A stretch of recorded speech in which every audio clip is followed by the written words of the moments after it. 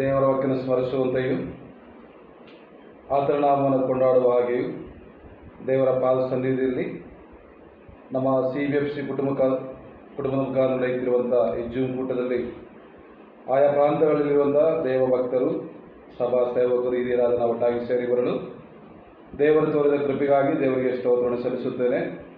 ಮತ್ತು ಈ ದಿನ ಈ ಸಂದೇಶವನ್ನು ಕೊಡೋದಕ್ಕಾಗಿ ನಮಗೆ ಆಹ್ವಾನ ನೀಡಿದಂಥ ದೇವ ಸೇವಕರು, ಪ್ರಿಯರಾಗಿರುವಂಥ ಸೈಮನಣ್ಣನವರಿಗೂ ಮತ್ತು ಈ ಒಂದು ಕೂಡದಲ್ಲಿ ಕೂಡಿ ಬಂದೆಲ್ಲ ದೇವ ಜನರಿಗೂ, ಹಿರಿಯರಿಗೂ, ಸೇವಕರಿಗೂ, ಸಹೋದರ ಸಹೋದರಿ, ಮಕ್ಕಳಿಗೂ ಎಲ್ಲರಿಗೂ ಸಹ ನಮ್ಮ ಕರ್ತನಾದ ಯೇಸು ಕ್ರಿಸ್ತನ ಹೆಸರಿನಲ್ಲಿ ನನ್ನ ಮತ್ತು ಕುಟುಂಬ ಸಭೆಯ ಪರವಾಗಿ ವಂದನೆಗಳನ್ನು ತಿಳಿಸುತ್ತೇನೆ. ದೇವರ ಮಹಾಕೃಪೆ ನಮ್ಮೊಟ್ಟಿಗೆ ಇದ್ದುದರಿಂದ ನಾವು ಇದ್ದೇವೆ ಪ್ರೇರೆ, ಅದಕ್ಕಾಗಿ ದೇವರಿಗೆ ನಾವು ಸ್ತೋತ್ರ ಮಾಡೋಣ. ನಾವು ಕಲಿಯುತ್ತಾ ಬಂದಿದ್ದೇವೆ. ಭಕ್ತನಾಗಿರೋ ಪೌಲನು ಮೊಟ್ಟ ಮೊದಲದಾಗಿ ಬರೆಯಲ್ಪಟ್ಟಂಥ ಗಲಾತ್ಯದವರಿಗೆ ಬರೆದ ಪತ್ರಿಕೆಯ ಬಗ್ಗೆ ನಾವು ಧ್ಯಾನ ಮಾಡುತ್ತಾ ಇದ್ದೇವೆ.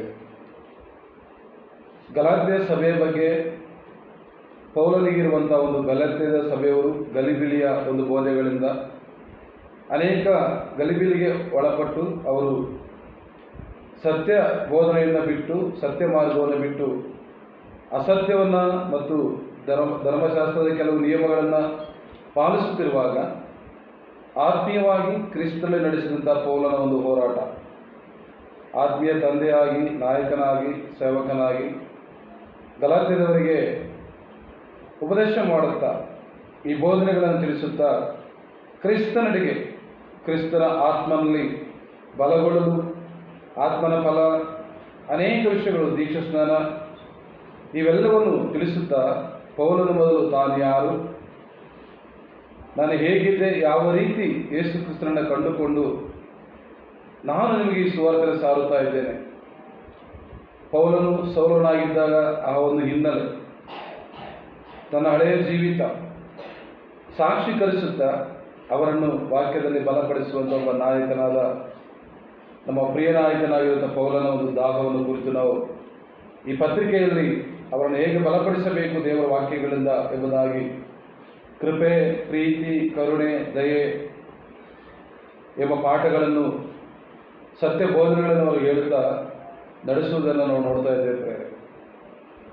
ನಾನು ಕಳೆದಂಥ 3 ವಾರಗಳಿಂದ 6ನೇ ಅಧ್ಯಾಯದ ಈ ದಿನ 3ನೇ ಪಾಠವನ್ನು ಅಥವಾ 3ನೇ ಸಂದೇಶವನ್ನು ಕೇಳಿಸಿಕೊಳ್ತಾ ಇದ್ದೇವೆ.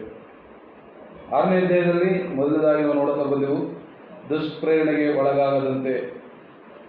ಹಾಗಾದರೆ ನಾನು ಈ ಗಲಾತ್ಯದವರಿಗೆ ಬರೆದ ಪತ್ರಿಕೆ ಉಪದೇಶ ಪ್ರಾರಂಭ ಮಾಡಿದಾಗಲಿಂದಲೂ ಸತ್ಯವೇದ ಸಜೀವ ಸಾಕ್ಷಿಗಳು ಯಾರು ದುಷ್ಪ್ರೇರಣೆಗೆ ಒಳಗಾದರು, ಯಾರು ಒಳಗಾಗಿಲ್ಲ ಎಂಬುದಾಗಿ ಪ್ರತಿಯೊಂದು ಸಮಯದಲ್ಲಿಯೂ ಸಾಕ್ಷೀಕರಿಸುತ್ತಾ, ಸಾಕ್ಷಿಗಳನ್ನು ತೋರಿಸುತ್ತಾ ನಾವು ಮುಂದೆ ಹೋಗುತ್ತಿದ್ದೇವೆ. ಕಳೆದ ಸಾರಿ ಒಬ್ಬರು ಮತ್ತೊಬ್ಬರ ಭಾರವನ್ನು ಹೊತ್ತುಕೊಳ್ಳಲು ಎಂಬುದಾಗಿ ನಾವು ನೋಡುವಾಗ ನಾವು ನೋಡ್ತಾ ಇದ್ದೆವು, ರೂತಳ ಭಾರವನ್ನು ಬೋವಜನ ಹೊತ್ತುಕೊಂಡನು. ಮೊರ್ದೆಕೈ ಆ ಒಂದು ಭಯಂಕರವಾದ ಸಾಯುವ ಸಂದರ್ಭದಲ್ಲಿ ಎಸ್ತೇರಳು. ಹೀಗೆ ನಾವು ಕಲಿಯುತ್ತಾ ಮುಂದೆ ಹೋಗುತ್ತಾ ಇದ್ದೇವೆ. ದೇವರ ಆತ್ಮನು ನಮ್ಮನ್ನು ಬಲಪಡಿಸಿ ನಡೆಸುತ್ತಿದ್ದಾನೆ. ನಾವು ಅನೇಕ ಪಾಠಗಳನ್ನು ಕಲಿಯುತ್ತಿದ್ದೇವೆ. ದೇವರ ನಾಮಕ್ಕೆ ಮಹಿಮೆ, ಕೊಂಡಾಟಗಳಾಗಲಿ. ಅಂದರೆ ಈ ದಿನ ನಾವು ಧ್ಯಾನ ಮಾಡಲಿಕ್ಕಿರುವಂಥ ಒಂದು ವಾಕ್ಯ ಭಾಗ, ನಾವು ಕಲಿಯುವಂಥದ್ದು, ಈ ರಾತ್ರಿ ನಾವು ಧ್ಯಾನ ಮಾಡುವಂಥದ್ದು, ನಾವು ತಿಳಿದುಕೊಳ್ಳುವಂಥ ಶ್ರೇಷ್ಠವಾದ ಒಂದು ಸಂದೇಶ. ಭಕ್ತನಾದ ಪೌಲನು ಗಲಾತ್ಯದವರಿಗೆ ಬರೆದ ಪತ್ರಿಕೆ 6ನೇ ಅಧ್ಯಾಯದ 6ನೇ ವಚನದಿಂದ 10ರ ತನಕ ನಾವು ಓದಿಕೊಳ್ಳೋಣ. ಭಕ್ತನಾದ ಪೌಲನು ಗಲಾತ್ಯದವರಿಗೆ ಬರೆದ ಪತ್ರಿಕೆ 6ನೇ ಅಧ್ಯಾಯ 6ನೇ ವಾಕ್ಯದಿಂದ 10ರ ತನಕ ನಾವು ಧ್ಯಾನ ಮಾಡೋಣ ಮತ್ತು ವಾಕ್ಯವನ್ನು ಓದಿಕೊಳ್ಳೋಣ. ದೇವರ ವಾಕ್ಯದಲ್ಲಿ ಉಪದೇಶ ಹೊಂದುವವನು ಉಪದೇಶ ಮಾಡುವವನಿಗೆ ತನಗಿರುವ ಎಲ್ಲ ಒಳ್ಳೆಯವುಗಳಲ್ಲಿ ಪಾಲು ಕೊಡಲಿ. ಮೋಸ ಹೋಗಬೇಡಿರಿ, ದೇವರು ತಿರಸ್ಕಾರ ಸಹಿಸುವವನಲ್ಲ. ಮನುಷ್ಯನು ತಾನು ಏನು ಬಿತ್ತುತ್ತಾನೋ ಅದನ್ನೇ ಕೊಯ್ಯಬೇಕು. ತನ್ನ ಶರೀರ ಭಾವವನ್ನು ಕುರಿತು ಬಿತ್ತುವವನು ಆ ಭಾವದಿಂದ ನಾಶನವನ್ನು ಕೊಯ್ಯುವನು. ಆತ್ಮನನ್ನು ಕುರಿತು ಬಿತ್ತುವವನು ಆತ್ಮನಿಂದ ನಿತ್ಯ ಜೀವವನ್ನು ಕೊಯ್ಯುವನು. ಒಳ್ಳೆಯದನ್ನು ಮಾಡುವುದರಲ್ಲಿ ಬೇಸರಗೊಳ್ಳದೆ ಇರೋಣ, ಯಾಕಂದರೆ ಮನಗುಂದದಿದ್ದರೆ ತಕ್ಕ ಸಮಯದಲ್ಲಿ ಬೆಳೆಯನ್ನು ಕೊಯ್ಯುವುದು. ಆದುದರಿಂದ ಸಮಯವಿರಲಾಗಿ ಎಲ್ಲರಿಗೆ ಒಳ್ಳೆಯದನ್ನು ಮಾಡೋಣ, ಮುಖ್ಯವಾಗಿ ಒಂದೇ ಮನೆಯವರಂತಿರುವ ಕ್ರಿಸ್ತ ನಂಬಿಕೆಯುಳ್ಳವರಿಗೆ ಮಾಡೋಣ. ಕರ್ತನಾಮಕ್ಕೆ ಸ್ತೋತ್ರ ಉಂಟಾಗಲಿ. ಕರ್ತನು ತನ್ನ ಮಹಿಮೆಗಾಗಿ ಈ ವಾಕ್ಯಗಳನ್ನು ಆಶೀರ್ವದಿಸಲಿ. ಕ್ರಿಸ್ತನಲ್ಲಿ ಪ್ರಿಯ ಸಹೋದರ ಸಹೋದರಿಯರೇ, ಈ ಜೂಮ್ ಕೂಟದಲ್ಲಿ ಆಯಾ ಪ್ರಾಂತಗಳಿಂದ ಕೂಡ ಬಂದಂಥ ದೇವಜನರು ನಾವೆಲ್ಲರೂ ಈ ರಾತ್ರಿ ಶ್ರೇಷ್ಠವಾದ ಒಂದು ಸಂದೇಶವನ್ನು ನಾವು ಕಲಿಯುತ್ತಾ ಇದ್ದೇವೆ. ಯಾಕೆಂದರೆ ದೇವರು ಆತನು ಕೊಟ್ಟು ತೋರಿಸುವಂಥ ದೇವರಾಗಿದ್ದಾನೆ. ಯಾಕೆಂದರೆ ನಾವೆಲ್ಲರೂ ಈ ದಿನ ಕ್ರಿಸ್ತನ ಹೆಸರನ್ನು ಹೇಳಿಕೊಳ್ಳುತ್ತಿರುವುದಾದರೆ ತನ್ನ ಪ್ರಾಣವನ್ನೇ ಕೊಟ್ಟಂಥ ಕರ್ತನು, ಒಳ್ಳೆಯದನ್ನೇ ಕೊಟ್ಟಂಥ ದೇವರು ಆತನು ಕೊಡಿರಿ ಎಂಬುದಾಗಿ ಹೇಳುವಂಥ ಪಾಠಕ್ಕೆ ನಾವು ಓದಿದ್ದೇವೆ. ಪೌಲನು ಎಲ್ಲ ಉಪದೇಶಗಳನ್ನು ಮಾಡುತ್ತಾ ಈ ರಾತ್ರಿ ನಾವು ಧ್ಯಾನ ಮಾಡುತ್ತಿರುವಂಥದ್ದು ದಕ್ಷಿಣ ಭಾಗದಲ್ಲಿ ನಾವು ನೋಡಿಕೊಳ್ಳುವುದಾದರೆ ಇದರಲ್ಲಿ ಬಹಳಷ್ಟು ಸಾರಿ ನಾವು ಕಲಿಯುವಂಥದ್ದು, ತಿಳಿದುಕೊಳ್ಳುವಂಥದ್ದಾಗಿದೆ ಪ್ರಿಯ. ಏಕೆಂದರೆ ಅದನ್ನು ಹೇಳುವಂಥದ್ದು, ದೇವರ ವಾಕ್ಯದಲ್ಲಿ ಉಪದೇಶ ಹೊಂದುವವನು ಉಪದೇಶ ಮಾಡುವವನಿಗೆ ತನಗಿರುವ ಎಲ್ಲ ಒಳ್ಳೆಯವುಗಳಲ್ಲಿ ಪಾಲು ಕೊಡಲಿ, ಭಾಗ ಕೊಡಬೇಕೆಂಬುದನ್ನು ನೋಡ್ತಾ ಇದ್ದೀವಿ. ಎಲ್ಲ ಒಳ್ಳೆಯದಲ್ಲಿ ಭಾಗ ಅಂದರೆ ಒಂದಿದ್ರೆ ಅರ್ಧ ಅರ್ಧ ಭಾಗ. ಈ ಒಂದು ವಾಕ್ಯ ಸಂದೇಶಕ್ಕೆ ಬಂದಾಗ ಇದನ್ನು ಓದುವಾಗ ಪೌಲನು ಅನೇಕ ಕಡೆ, ಯಾಕೆಂದರೆ ಪೌಲನು ಈ ಸಭೆಗೆ ಹೇಳುವುದಾದರೆ ಈ ಸಭೆಯವರಿಗೆ, ಯಾರಿಗೆ? ಗಲಾತ್ಯದ ಸಭೆಯವರಿಗೆ ನಾನು ಕಲಿಸಿಕೊಟ್ಟಿದ್ದೆ ಎಂಬುದಾಗಿ ಪೌಲನು ಕೊರಿಂಥ ಸಭೆಯವರ ಸಂಗಡ ಮಾತಾಡುತ್ತಾ, ಅಥವಾ ಅವರು ಕೊರಿಂಥದವರಿಗೆ ಬರೆದಂಥ ಮೊದಲನೇ ಪತ್ರಿಕೆಯ 16ನೇ ಅಧ್ಯಾಯದ 1ನೇ ವಚನದಲ್ಲಿ ನಾವು ಗಮನಿಸುವಾಗ ಪ್ರೇರೆ, ಇವರು ಕಲಿಸಿಕೊಟ್ಟಿದ್ದೇನೆಂಬುದಾಗಿ ನಾವು ನೋಡ್ತೇವೆ. ಪೌಲನು ಗಲಾತ್ಯದವರಿಗೆ ಬರೆದ ಪತ್ರಿಕೆ 6ನೇ ಅಧ್ಯಾಯ 6ನೇ ವಚನದಲ್ಲಿ ಹೇಳುತ್ತಿರುವಂಥ ಒಂದು ಮಾತು, ಈಗಾಗಲೇ ಅವರನ್ನು ಕಲಿಸಿಕೊಟ್ಟಿದ್ದೇನೆಂಬುದಾಗಿ ಕೊರಿಂಥ ಸಭೆಗೆ ಏನನ್ನ ಗಲಾತ್ಯದವರಿಗೆ ಹೇಳುತ್ತಿದ್ದಾನೋ ಅದನ್ನು ಕಲಿಸಿಕೊಟ್ಟಿದ್ದೇನೆ ಎಂಬುದಾಗಿ ಕೊರಿಂಥದವರಿಗೆ ಬರೆದ ಮೊದಲನೇ ಪತ್ರಿಕೆಯ 16ನೇ ಅಧ್ಯಾಯದ 1ನೇ ವಚನದಲ್ಲಿ ನಾವು ನೋಡಿಕೊಳ್ಳುವಾಗ, ದೇವಜನರಿಗೋಸ್ಕರ ಹಣ ವಸೂಲು ಮಾಡುವುದನ್ನು ಕುರಿತು ನಾನು ಹೇಳುವುದೇನೆಂದರೆ, ಗಲಾತ್ಯದ ಸಭೆಗಳಿಗೆ ನಾನು ಹೇಳಿಕೊಟ್ಟ ಕ್ರಮದಂತೆ ನೀವು ಮಾಡಿರಿ. ದೇವರ ಸ್ತೋತ್ರ. ಗಲಾತ್ಯದ ಸಭೆಗಳಿಗೆ ನಾನು ಹೇಳಿಕೊಟ್ಟ ಕ್ರಮ, ಯಾಕಂದ್ರೆ ಪೌಲನಲ್ಲಿ ಒಂದು ಕ್ರಮವನ್ನು ಹೇಳುತ್ತಿದ್ದಾನೆ. ಗಲಾತ್ಯದ ಸಭೆಗಳಿಗೆ, ಆ ಒಂದು ಗಲಾತ್ಯದ ಜನರಿಗೆ ಗಲಿಬಿಲಿಗೆ ಒಳಗಾಗಿ ಅವರು ತಪ್ಪಿ ಹೋಗುವಂಥ ಸಂದರ್ಭದಲ್ಲಿ ಅವ್ರನ್ನ ಕ್ರಮಪಡಿಸಿ ಸತ್ಯಬೋಧನೆಯಲ್ಲಿ ನಿಲ್ಲಿಸಿ ಅವ್ರಿಗೆ ಹೇಳುತ್ತಿರುವಂಥದ್ದು, ದೇವರ ವಾಕ್ಯದಲ್ಲಿ ಉಪದೇಶ ಹೊಂದುವವನು ಉಪದೇಶ ಮಾಡುವವನಿಗೆ. ಇಲ್ಲಿ ಯಾರು ಯಾರಿಗೆ ಹೇಗೆ ಯಾಕೆ ಕೊಡಬೇಕು, ಕೊಡುವಂಥ ವಿಷಯದಲ್ಲಿ ಬಹಳ ಅನೇಕರು ತಿಳಿದುಕೊಂಡಂಥ ಒಂದು ವಿಷಯಗಳು. ಸಭೆಗಳಲ್ಲಿ ನಾವು ಕರ್ತನಿಗೆ ಯಾವುದನ್ನು ಹೇಗೆ ಕೊಡಬೇಕೆಂಬುದಾಗಿ ಬಹಳಷ್ಟು ಹಿಂಜರಿಯುವುದನ್ನು ನೋಡುತ್ತೇವೆ ಬೇರೆ. ಕೊಡುವಂಥ ವಿಷಯಕ್ಕೆ ಬಂದಾಗ ಇದನ್ನು ಸಭೆಗಳಲ್ಲಿ ಕೊಡುವ ಬಗ್ಗೆ ಹೇಳಿದರು, ಇವರು ಯಾವಾಗಲೂ ಇದು ಹೇಳ್ತಾರೆ ಎಂಬುದಾಗಿ ಬೇಸರವಾಗುವಂಥ ಜನರನ್ನು ನಾವು ನೋಡುತ್ತಿದ್ದೇವೆ, ಕೇಳಿಸಿಕೊಳ್ಳುತ್ತಾ ಇದ್ದೇವೆ. ಗುಣಗುಟ್ಟುವಿಕೆ ಯಾವ ವಿಷಯದಲ್ಲಿ? ಕೊಡುವುದು. ಅದರಲ್ಲಿ ಪೌಲನು ಹಣ ಎಂಬುದಾಗಿ ಹೇಳ್ತಲ್ಲ, ತನಗಿರುವ ಎಲ್ಲ, ಅಲ್ಲಿ ಬಹಳಷ್ಟು ಸ್ಪಷ್ಟವಾಗಿ ನಾವು ಗಮನಿಸುವಾಗ ಎಲ್ಲ ತನಗಿರುವ ಎಲ್ಲ ಒಳ್ಳೆಯವುಗಳಲ್ಲಿ ಒಳ್ಳೆಯದು. ಹಾಗಾದರೆ ಪ್ರಿಯರೇ, ನಮ್ಮ ಹೃದಯವು ಒಳ್ಳೆಯದು. ನಮ್ಮ ಹೃದಯದಲ್ಲಿ ಕರ್ತನಾದ ಯೇಸು ಕ್ರಿಸ್ತನಿಗೆ ಮತ್ತು ದೇವರ ಸಭೆಗೆ, ದೇವರ ಸೇವೆಗೆ ನಮ್ಮ ಹೃದಯದಲ್ಲಿ ಒಂದು ಒಡಂಬಡಿಕೆ, ನಿಬಂಧನೆ, ಅದು ಒಳ್ಳೆಯ ಪಾಲು. ಅದು ಸಮಯ, ಒಳ್ಳೆಯ ಸಮಯಗಳು. ಎಂಥ ಸಮಯಗಳು? ಈ ಕ್ಷಣದಲ್ಲಿ ಒಂದು ನಮ್ಮ ಸಭೆಯ ಸಹೋದರ ವೀರೇಂದ್ರ ಎಂಬುದಾಗಿ ನಮ್ಮ ಸಭೆಯ ಸಹೋದರರು ಆ ಒಂದು ಮನೆಯಲ್ಲಿ ಪ್ರಾರ್ಥನೆ ಕೂಟ 7 ಗಂಟೆಗೆ ಪ್ರಾರಂಭ ಮಾಡಿ ನಾವು ಬೇಗ ಬಂದೆವು. ಯಾಕೆ? ಕರ್ತನಾದ ಯೇಸು ಕ್ರಿಸ್ತನ ವಾಕ್ಯವನ್ನು ಕೊಡುವಂಥ ಸಮಯ ಸಂದರ್ಭದಲ್ಲಿದೆ. ಅಲ್ಲಿ ಇನ್ನೊಂದು ಸ್ವಲ್ಪ ಹೊತ್ತಿದ್ರೆ ಊಟದ ವ್ಯವಸ್ಥೆ ಎಲ್ಲ ಇತ್ತು, ಪರವಾಗಿಲ್ಲ, ದೇವರಿಗೆ ಸ್ತೋತ್ರ. ಯಾಕೆ ಹೇಳ್ತಿದ್ರೆ, ನಮ್ಮ ಹೃದಯವನ್ನು ಒಳ್ಳೆಯದಾಗಿರುವಾಗ ದೇವರಿಗೆ ಕೊಡಬೇಕು. ನಮ್ಮ ಸಮಯ ಅತಿ ಅಮೂಲ್ಯವಾಗಿರುವಂಥದ್ದು. ದೇವರ ಮಕ್ಕಳಾಗಿರುವಂಥ ಅನೇಕ ಸಾರಿ ನಾವು ಇಹಲೋಕದ ಸಮಾರಂಭಗಳು, ಅನೇಕ ವಿಷಯಗಳು ಅದು ಒಳ್ಳೆಯದಾಗಿರುತ್ತದೆ. ಆದರೆ ದೇವರ ಸನ್ನಿಧಿ ಬರೋದಕ್ಕೆ ಆ ಒಳ್ಳೆಯ ಸಮಯವನ್ನು ಇಲ್ಲಿ ಗಮನಿಸುವಾಗ ಪ್ರಿಯರೇ, ದೇವರ ವಾಕ್ಯದಲ್ಲಿ ಉಪದೇಶ ಹೊಂದುವನು ಉಪದೇಶ ಮಾಡುವವನಿಗೆ.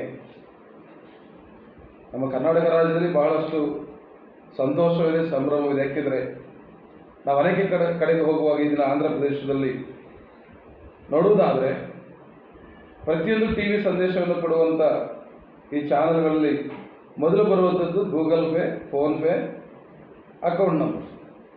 ಏನಾಗ್ತದೆ ವಿಶ್ವಾಸಿಗಳು?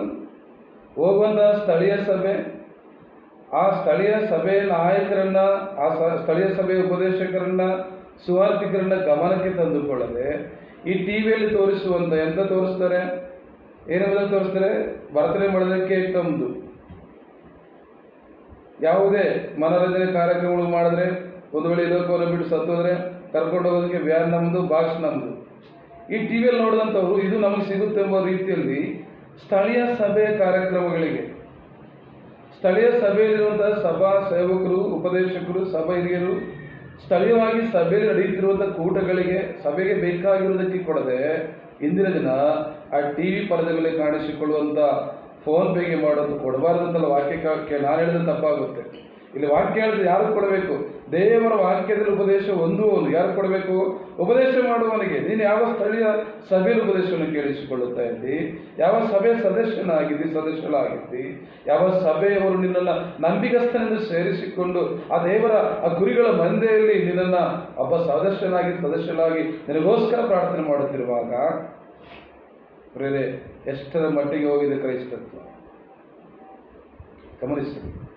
ಬಹಳ ದುಃಖಕರವಾದ ಸಂಗತಿ. ನಾನಾಗಿ ಹೇಳ್ತೇನೆ, ಅನೇಕ ಕಡೆ ನಾವು ಹೋಗುವಾಗ ಎಷ್ಟೋ ಜನರು ಈ ಲಾಕ್ಡೌನ್ ಸಮಯದಲ್ಲಿ, ಈಗಿನ ಸಮಯದಲ್ಲಿ, ಕಳೆದ ಸಾರಿ ಒಂದು ಸ್ಥಳದಲ್ಲಿ ಒಬ್ಬ ಸೇವಕರ ಸಂಗಡ ಮಾತಾಡ್ತಿದ್ದೆ. ಅವರು ಹೇಳ್ತಾ ಇದ್ರು, ನಮ್ಮ ಸಭೆಗೆ ಬರುವಂಥ ಎಲ್ಲ ಉತ್ತಮವಾದ ಉದ್ಯೋಗದಲ್ಲಿರುವಂಥವ್ರು, ಆದರೆ ಏನಾಗಿದೆ ಅಂದರೆ ಎಲ್ಲರೂ ಸಹ ಇವತ್ತು ಮನೆಯಲ್ಲಿ ಕೂತ್ಕೊಂಡು ಟಿವಿಯಲ್ಲಿ ಸಿಗುವಂಥ ಅದೇ ಆರಾಧನೆ ಮಾಡಿಕೊಂಡು ಅಲ್ಲೇ ಕಾಣಿಕೆ ಕೊಡ್ತಾ ಇದ್ದಾರೆ, ಸಭೆಗಳಿಗೆ ಬರ್ತಾ ಇಲ್ಲ. ಏನೋ ಕರೋನಾ ಬಂತು, ವ್ಯಾಧಿ ಹೋಯಿತು, ಆದರೆ ಈಗಲೂ ಅನೇಕರು ಅದೇ ಮೊಬೈಲ್ನಲ್ಲಿ ಮನೆಯಲ್ಲಿ ಸಿಗುತ್ತಲ್ಲ ಆರಾಧನೆ, ಆರಾಮ ಮನೆಯಲ್ಲಿ ಕೂತ್ಕೊಂಡು ಹೆಂಡತಿ ಮಕ್ಕಳಿಂದ ಕೂತ್ಕೊಂಡು ಯಾವುದಾದ್ರೂ ಒಂದು ಅಡುಗೆ ಮಾಡಿಸ್ಕೊಂಡು ಟೇಬಲ್ ಮೇಲೆ ಇಟ್ಕೊಂಡು ತಿನ್ಕೊಳ್ಳುತ್ತಾ ವಾಕ್ಯ ನೋಡ್ತಾ ಕಾಣಿಕೆ ಕೊಡೋ ಟೈಮ್ಗೆ ಫೋನ್ ಪೇ ಮಾಡ್ತಾರೆ. ಪ್ರಿಯರೇ ಗಮನಿಸಿರಿ, ಆಲೋಚಿಸಿ. ದೇವರ ವಾಕ್ಯವನ್ನು ಕೇಳುವಂಥ ನಾವುಗಳು ಭಕ್ತನಾಗಿರುವ ಮೋಶೆ, ಇಸ್ರೇಲರ ನಾಯಕನಾಗಿರುವಂಥ ಒಂದು ಮೋಶೆಯನ್ನು ನಾವು ಗಮನಿಸುವಾಗ ಸ್ಪಷ್ಟವಾಗಿ ನಾವು ತಿಳಿದುಕೊಳ್ಳುವಂಥದ್ದು, ಮೊದಲಾಗಿ ಮೋಶೆ ಹೇಳ್ತಾನೆ, ಯಾರು ಕೊಡಬೇಕು ಕಾಣಿಕೆ. ಈಗ ಯಾರಿಗೆ ಕೊಡಬೇಕೆಂಬುದನ್ನು ನಾವು ಕೇಳಿಸಿಕೊಂಡೆವು. ಉಪದೇಶ ಹೊಂದುವನು ಉಪದೇಶ ಮಾಡುವವನಿಗೆ ತನಗಿರುವ ಎಲ್ಲ ಒಳ್ಳೆಯದನ್ನು ಕೊಡಬೇಕು. ಆದರೆ ಯಾರು ಕೊಡಬೇಕು? ಯಾರಿಗೆ ಸ್ವಲ್ಪ ಸಿಕ್ತು, ಯಾರು ಕೊಡಬೇಕು? ಯಾರು ಕೊಟ್ಟರೆ ದೇವರಿಗೆ ಸಂತೋಷ, ಯಾರು ಕೊಟ್ಟರೆ ಆ ಸಭೆಗೆ, ಆ ನಾಯಕನಿಗೆ ಆನಂದ ಅಂತ ಭಕ್ತನಾದ ಮೋಶೆ ಸ್ಪಷ್ಟವಾಗಿ ತಿಳಿಸಿದ್ದಾನೆ. ನಾವು ನೋಡಿಕೊಳ್ಳೋಣ. ವಿಮೋಚನಾ ಕಾಂಡ 35ನೇ ಅಧ್ಯಾಯದ 4-5 ವಚನಗಳನ್ನು ನೋಡಿಕೊಳ್ಳೋಣ. ವಿಮೋಚನಾ ಕಾಂಡ 35ನೇ ಅಧ್ಯಾಯದ 4ನೇ ವಾಕ್ಯ. ಮೋಶೆಯು ಇಸ್ರೇಲರ ಸರ್ವಸಮೂಹಕ್ಕೆ ಹೀಗೆಂದನು, ಯೆಹೋವನ ಆಜ್ಞಾಪಿಸಿದ್ದೇನೆಂದರೆ, ನೀವು ನಿಮ್ಮೊಳಗೆ ಯೆಹೋವನಿಗೆ ಕಾಣಿಕೆಯನ್ನು ಎತ್ತುಕೊಡಬೇಕು. ಮನಪೂರ್ವಕವಾಗಿ ಕಾಣಿಕೆಯನ್ನು ಕೊಡುವವರೇ ತರಬೇಕು. ಯಾರು ಕೊಡಬೇಕು? ಮನಪೂರ್ವಕವಾಗಿ, ಯಥಾರ್ಥವಾಗಿ, ಚಿಂತಿಸದೆ. ಇದನ್ನ ಹೇಳ್ತಾ ಹೋದ್ರೆ ಬೇಸರ ಆಗ್ಬೋದು. ಮನಪೂರ್ವಕವಾಗಿ. ಈ ಮನಪೂರ್ವಕವಾಗಿ ಹೇಳೋದ್ರೆ ಒಂದು ಕಾಲದಲ್ಲಿ ವಿಶ್ವಾಸಿಯಾಗಿದ್ದಾಗ ಅದರಲ್ಲಿ ನಾನೇ ಹಿಂದಿನ ಹೇಳೋದ್ರಲ್ಲಿ ಯಾವ ಸಂದೇಹನೂ ಇಲ್ಲ. ಕಾಣಿಕೆ ಯಾಕೆ ಕೊಡಬೇಕೆಂಬುದು ಗೊತ್ತಿಲ್ಲದಂಥ ಸಮಯದಲ್ಲಿ 10 ರೂಪಾಯಿ ತೆಗೆದುಕೊಂಡು ಸಭೆಗೆ ಹೋಗ್ತಾ $10 ಇಲ್ಲಕ್ಕಾಗುತ್ತೆ ಅಂತ ಹೇಳ್ಬಿಟ್ಟು ಒಂದೆರಡು ಸ್ಟಾರು ಪಾನ್ ಪರಾಗ್ ತಗೊಂಡು ಪಾಕೆಟಲ್ಲಿ ಹಾಕ್ಕೊಂಡು ಕಾಣಿಕೆ ಹಾಕಬಾರ್ದಲ್ಲ, ಸ್ಟಾರು ಪಾನ್ ಪರಾಗ್ ಬೇಕು.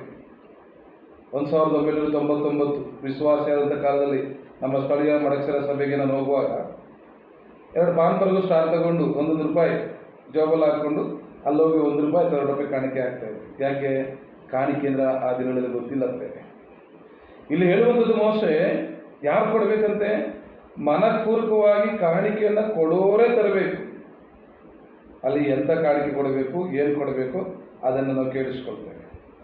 ಮತ್ತೆ ಗಮನಿಸುವಾಗ ಕಾಣಿಕೆಯನ್ನು ಯಾರು ಕೊಡಬೇಕು? ಇಲ್ಲಿ ನಾವು ನೋಡ್ತಾ ಇದ್ದೇವೆ, ಮನಪೂರ್ವಕವಾಗಿ ಕೊಡುವಂಥವರು, ಯಥಾರ್ಥವಾಗಿ ಕೊಡುವಂಥವರು ಕೊಡಬೇಕು. ಧರ್ಮೋಪದೇಶ ಕಾಂಡ 15ನೇ ಅಧ್ಯಾಯದ 10ನೇ ವಾಕ್ಯದಲ್ಲಿ ನಾವು ನೋಡುವಾಗ ಇನ್ನು ಯಾರು ಕೊಡಬೇಕು? ಮೊದಲನಾಗಿ ಮನಪೂರ್ವಕವಾಗಿ ಒಳ್ಳೆ ಮನಸ್ಥಿತಿ ಇರುವಂಥವ್ರು, ಯಥಾರ್ಥ ಚಿತ್ತ ಇರುವಂಥವ್ರು, ಸಂಪೂರ್ಣವಾದಿರದೆ ಕೊಟ್ಟದನ್ನು ಲೆಕ್ಕ ಮಾಡದೆ ದೇವರಿಗೆ ಒಳ್ಳೆ ಒಮ್ಮನಸ್ಸಿನಿಂದ ಕೊಡುವಂಥವ್ರು ಕೊಡಬೇಕು. ಧರ್ಮೋಪದೇಶ ಕಾಂಡ 15ನೇ ಅಧ್ಯಾಯದ 10ನೇ ವಾಕ್ಯ ನೋಡುವಾಗ, ನೀವು ಕೊಡುವಾಗ ಬೇಸರಗೊಳ್ಳದೆ ಉದಾರವಾದ ಮನಸ್ಸಿನಿಂದಲೇ. ಗಮನಿಸಬೇಕು. ಮೊದಲನೇದಾಗಿ ಯಥಾರ್ಥ ಅಥವಾ ಮನಪೂರ್ವಕವಾದಂಥದ್ದು ಮನಸ್ಸು ಕೊಡುವಂಥವರೇ ತರಬೇಕು. ಮೋಶೆ ಆಜ್ಞಾಪಿಸುತ್ತಿರುವಂಥದ್ದು. ಎರಡನೇದಾಗಿ ನಾವು ನೋಡುವಾಗ, ನೀವು ಕೊಡುವಾಗ ಬೇಸರಗೊಳ್ಳದೆ ಉದಾರವಾದ ಮನಸ್ಸಿನಿಂದಲೇ. ಅನೇಕ ಸಾರಿ ಪೇಚಾಡ್ತ ಕೊಡೋದು ಇರ್ಬೋದು, ಅದು ಮೋಶೆ ಗೊತ್ತಿರುತ್ತೆ ಅಂದ್ಕೊಳ್ತೇನೆ.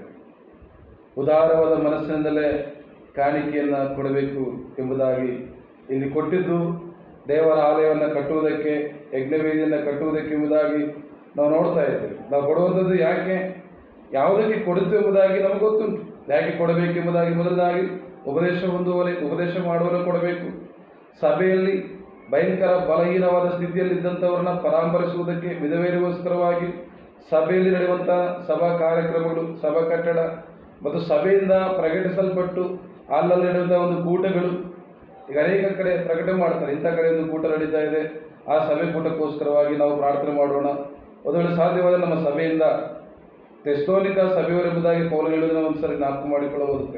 ಕೊಡುವುದರಲ್ಲಿ ಮೊದಲದಾಗಿ ವ್ಯಕ್ತಿಗತವಾಗಿ ನಾವು ಯಾರಿಗೆ ಕೊಡಬೇಕು, ಕುಟುಂಬವಾಗಿ ನಾವು ಹೇಗೆ ಕೊಡಬೇಕು, ಸಭೆಯಾಗಿ ನಮ್ಮ ಸಭೆಯಿಂದ ಇನ್ನೊಂದು ಸಭೆಯನ್ನು ಕಟ್ಟಬೇಕಾದರೆ ಸಭೆಗಳಿಗೆ ಹೇಗೆ ಸಹಾಯ ಮಾಡಬೇಕೆಂಬುದಾಗಿ ಪೌಲರು ನಾನು ಬರುವಾಗ ನೀವು ಕೂಡಿಟ್ಟಂತ ನೋಡೋಣ. ಅದೇ ಒಂದು ವೇಳೆ ಅದನ್ನು ಗಮನಿಸುವಾಗ ಕೊರಿಂಥರಿಗೆ ಬರೆದಂಥ ಮೊದಲನೆಯ ಪತ್ರಿಕೆ 16ನೇ ಅಧ್ಯಾಯದಲ್ಲಿ ಪೌಲನು ಹೇಳುವಂಥ ಒಂದು ಮಾತು, ಯಾಕೆ ಕಾಣಿಕೆಯನ್ನು ಅಲ್ಲಿ ಹೇಳ್ತಾನೆ, ಏನೆಂಬುದಾಗಿ ಹೇಳ್ತಾನೆ ನಾವು ನೋಡುವಾಗ, ನಾನು ಬಂದಾಗ ಹಣ ವಸೂಲು ಮಾಡಬೇಕಾದ ಅವಶ್ಯವಾಗದಂತೆ ನಿಮ್ಮಲ್ಲಿ ಪ್ರತಿಯೊಬ್ಬನು ತನಗೆ ಬಂದ ಸಂಪಾದನೆ ಮೇರೆಗೆ ವಾರದ ಮೊದಲ ದಿನದಲ್ಲಿ ಗಂಟು ಮಾಡಿ ತನ್ನ ಮನೆಯಿಟ್ಟುಕೊಂಡಿರಬೇಕು. ನಾನು ಬಂದ ಮೇಲೆ ನೀವು ಯಾರನ್ನು ಯೋಗ್ಯರೆಂದು ಸೂಚಿಸುವಿರೋ ಅವರನ್ನು ಯೆರೂಸಲೇಮಿಗೆ ನಿಮ್ಮ ಉಪಕಾರ ದ್ರವ್ಯವನ್ನು ತೆಗೆದುಕೊಂಡು ಹೋಗುವುದಕ್ಕೆ ಪತ್ರಗಳನ್ನು ಕೊಟ್ಟು ಕಳಿಸುವೆನು.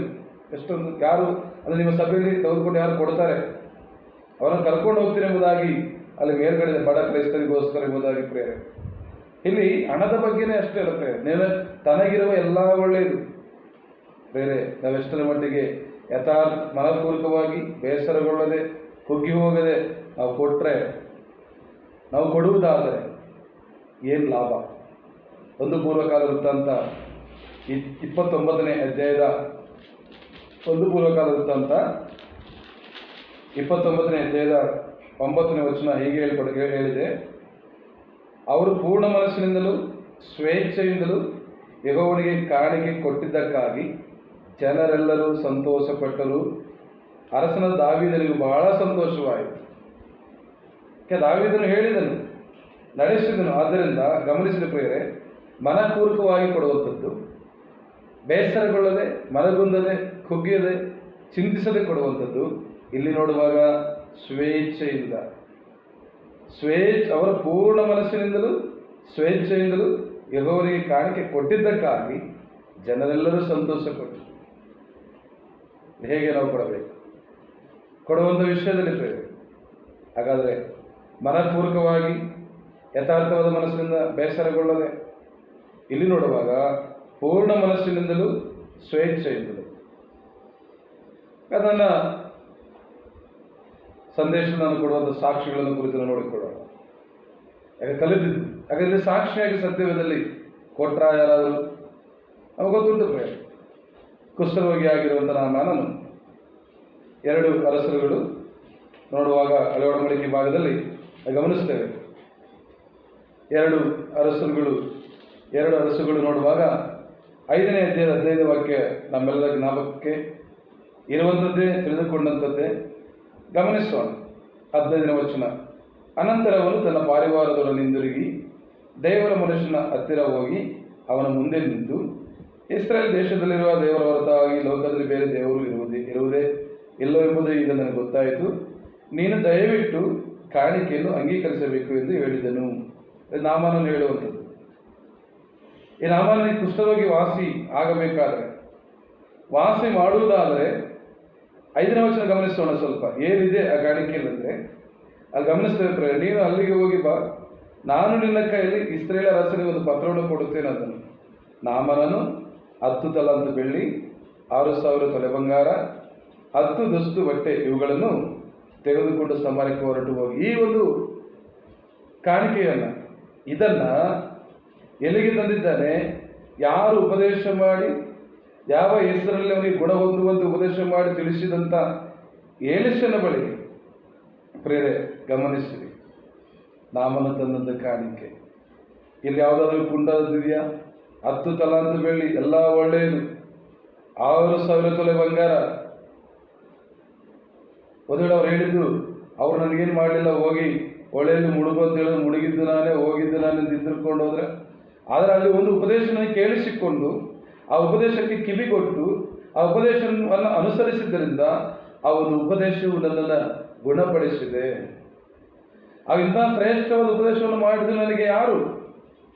ಈ ದಿನ ಕರ್ತನಾದ ಯೇಸು ಕ್ರಿಸ್ತನ ಮಗನು, ಆತನ ಹೆಸರಿನಲ್ಲಿ ನೇಮಿಸಲ್ಪಟ್ಟ, ಆತನ ಸ್ವರ್ಗದಲ್ಲಿ ಸಂಪಾದಿಸಿಕೊಂಡ ಆ ಸಭೆಯಲ್ಲಿ ಒಬ್ಬ ಸದಸ್ಯನು, ಸಭಾ ಹಿರಿಯನು, ಸಭಾ ಸುವಾರ್ಥಿಕನು, ಸಭೆಯ ಉಪದೇಶಕನಾಗಿರುವ ನಾವುಗಳು ಪ್ರೇರೆ ಗಮನಿಸಿರಿ. ಈ ನಾಮವನ್ನು ಹೊಂದಿದ್ದ ಉಪದೇಶಕ್ಕೆ, ತಾನು ಪಡೆದುಕೊಂಡಂಥ ಒಂದು ಆರೋಗ್ಯ, ತನಗಾದ ಒಂದು ಅದ್ಭುತ ಕಾರ್ಯ, ಅದನ್ನು ನೆನೆಸಿ ತಾನು ತಂದಂಥ ಉಪಕಾರ ಕಾಣಲಿಕ್ಕೆ ಪ್ರೇರೆ ಪೌಲನು ಹೇಳಿದಂಥ ಒಂದು ಮಾತು ಇಲ್ಲೇ ನೋಡುತ್ತಾ ಇದ್ದೇನೆ.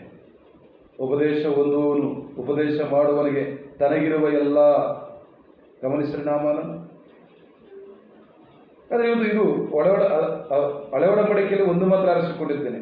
ತನಗಿದ್ದಂಥ ಒಳ್ಳೆ, ಮಹಾ ಒಳ್ಳೆ 100 ವರ್ಷದಲ್ಲಿ ಪಡೆದುಕೊಂಡಂಥ ಮಗನನ್ನ ದೇವರಿಗೆ ಕೊಟ್ಟಂಥ ಅಬ್ರಹಾಮನ ಚಿಂತಿಸದೆ ಇನ್ನು ಅನೇಕರಿದ್ದಾರೆ. ದೇವರ ಆಲಯವನ್ನು ಕಟ್ಟುವುದಕ್ಕೋಸ್ಕರವಾಗಿ ನೋಹನು ನಾವೇನ ಕಟ್ಟುವಾಗ ಅದನ್ನು ಕುಟುಂಬದವರು ಕೊಟ್ಟಂಥದ್ದು. ಇವತ್ತು ಅರಣ್ಯ ಪ್ರಯಾಣದಲ್ಲಿರುವಾಗ ಇಸ್ರಾಯೇಲರು ಅವರಿಗಿದ್ದಂಥ ಎಲ್ಲವನ್ನು ಕೊಟ್ಟಿದ್ದನ್ನು ನಾವು ವಿಮೋಚನೆ ಕಾಂಡದಲ್ಲಿ ಬಹಳಷ್ಟು ನೋಡ್ತೇವೆ. ಹಾಗಾದರೆ ಹಳೆ ಒಡಂಬಡಿಕೆಯಲ್ಲಿ ಒಂದನ್ನು ಮಾತ್ರ ತೋರಿಸಿ ಹೊಸ ಒಡಂಬಡಿಕೆಗೆ ಬರುವಾಗ ನಮಗೆ ತಿಳಿದಿರುವಂಥದ್ದು ಮಾರ್ಕನ ಸುವಾರ್ತೆ 12ನೇ ಅಧ್ಯಾಯದ 42ನೇ ವಾಕ್ಯ.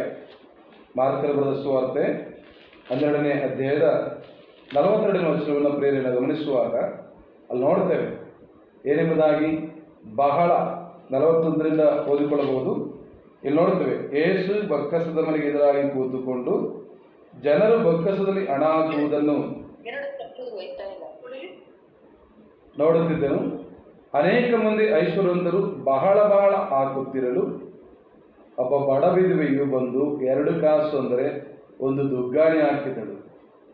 ಆಗ ಆತನು ತನ್ನ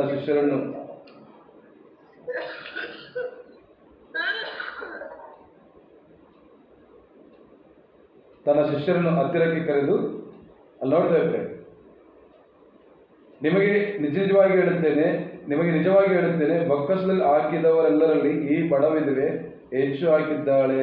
ಗಮನಿಸಿರುತ್ತೇವೆ, ಹೆಚ್ಚು ಅಂದರೆ ತನಗಿರುವುದೆಲ್ಲವನ್ನ, ತನ್ನಲ್ಲಿದ್ದಂಥ 2 ಕಾಸು ಯಥಾರ್ಥವಾದ ಮನಸ್ಸಿನಿಂದ, ಸಂಪೂರ್ಣ ಮನಸ್ಸಿನಿಂದ, ಸ್ವೇಚ್ಛೆಯಿಂದ, ಮನಪೂರ್ವಕವಾಗಿ ಕೊಡುವುದಕ್ಕಾಗಿ ಬಂದಂಥ ಬಡ ವಿಧವೆ ಚಿಂತಿಸದೆ ಕೊಟ್ಟಿದ್ದಾಳೆ. ನೋಡ್ತೇವೆ, ತನ್ನ ಜೀವನವನ್ನೇ ಕೊಟ್ಟು ಬಿಟ್ಟಳು ಅಂದನು. ದೇವರ ಸ್ತೋತ್ರ. ಕರ್ತನಿಗಾಗಿ ಕೊಟ್ಟಂತ ಈ ಬಡ ವಿಧವೆ. ಲೂಕನ ಸುವಾರ್ತೆ 7:41-44 ಗಮನಿಸುವಾಗ, ದೇವರು ತನಗೆ ಮಾಡಿದಂಥ ಆ ಮೇಲಿಗೋಸ್ಕರವಾಗಿ ತನ್ನ ಪಾಪವನ್ನು ಕ್ಷಮಿಸಿದ್ದರಿಂದ ಪಶ್ಚಾತ್ತಾಪಪಟ್ಟಂತ ಆ ದುರಾಚಾರಿಯಾದ ಹೆಂಗಸ್ಸು, ಅಲ್ಲಿ ಗಮನಿಸರಿ 44ನೇ ವಚನ ಹೇಳಿ, ಆ ಹೆಂಗಸ್ಸಿನ ಕಡೆಗೆ ತಿರುಗಿಕೊಂಡು ಅಲ್ಲಿ ನೋಡ್ತೇವೆ ಏನು ಮಾಡುತ್ತಾಳೆ ಆಕೆ.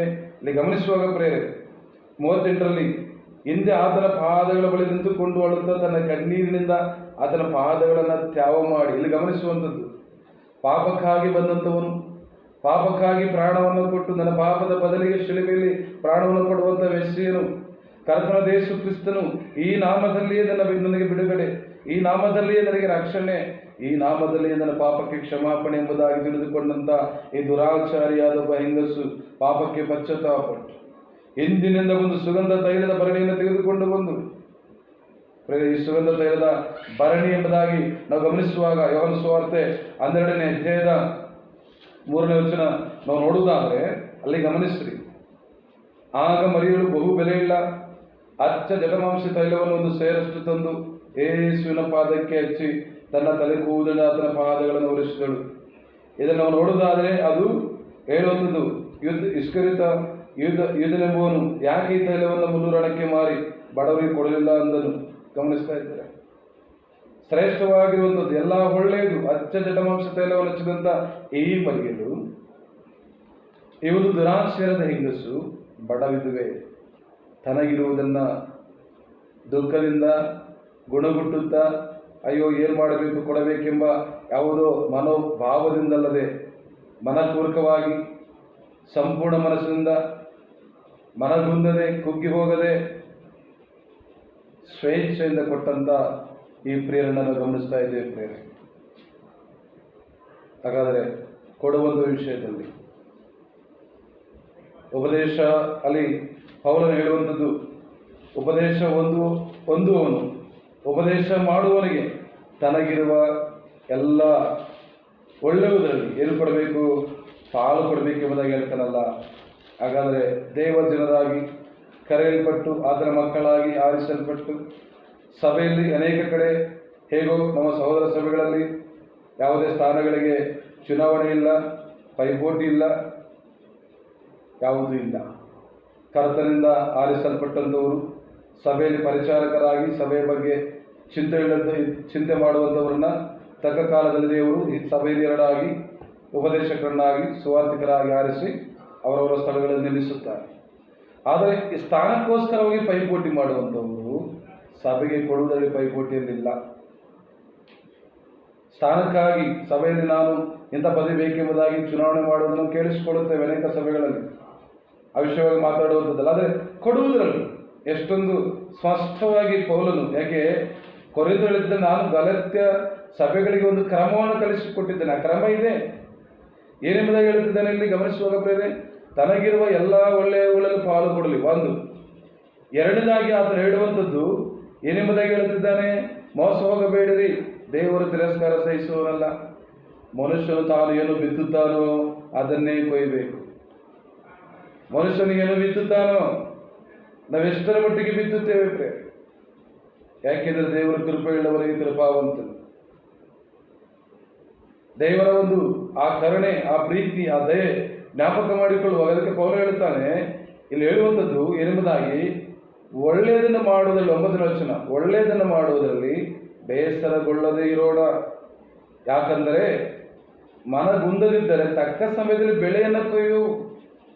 ಕರ್ತನ ಮಹಿಮೆಯ ವಿಷಯವಾಗಿ ಪ್ರೇರೆ ಈ ಒಂದು ವಾಕ್ಯವನ್ನು ಹೇಳುವಂಥ ಪೌಲನು ಏನಾದರೂ ಕೊಟ್ಟಂದರೆ ಕರ್ತನ ಸೇವೆಗಾಗಿ, ಕರ್ತನ ಕರೆಯುವಿಕೆಯಿಂದ ಆತ ಹೇಳುತ್ತಾನೆ, ತನಗಿರುವುದೆಲ್ಲವನ್ನು ಕಷ್ಟವನ್ನಿಳಿಸಿ ಎಲ್ಲವನ್ನ ತ್ಯಜಿಸಿ ಕರ್ತನ ಸೇವೆಗಾಗಿ ಸಮರ್ಪಣೆ ಮಾಡಿಕೊಂಡು ಹಳ್ಳಿಗಳಲ್ಲಿ ಸಭೆಗಳಲ್ಲಿ ಊರುಗಳಲ್ಲಿ ತಿರುಗಾಡುತ್ತಾ ತಾನೊಬ್ಬ ಅಧಿಕಾರವುಳ್ಳವನು, ಒಂದು ಧನವಂತರ ಶ್ರೀಮಂತನ ಮನೆಯನ್ನು ಹುಟ್ಟಿದವನೆಂಬುದಾಗಿ ಸಹ ಜ್ಞಾಪಕ ಮಾಡಿಕೊಳ್ಳದೆ ಒಂದು ಕೆಲಸವನ್ನು ಮಾಡುತ್ತಾ ಕರ್ತನ ಸೇವೆ ಮಾಡಬೇಕಾದರೆ, ಹಾಗಾದರೆ ಆತನು ಮೊದಲು ಕೊಟ್ಟಿದ್ದಾನೆ.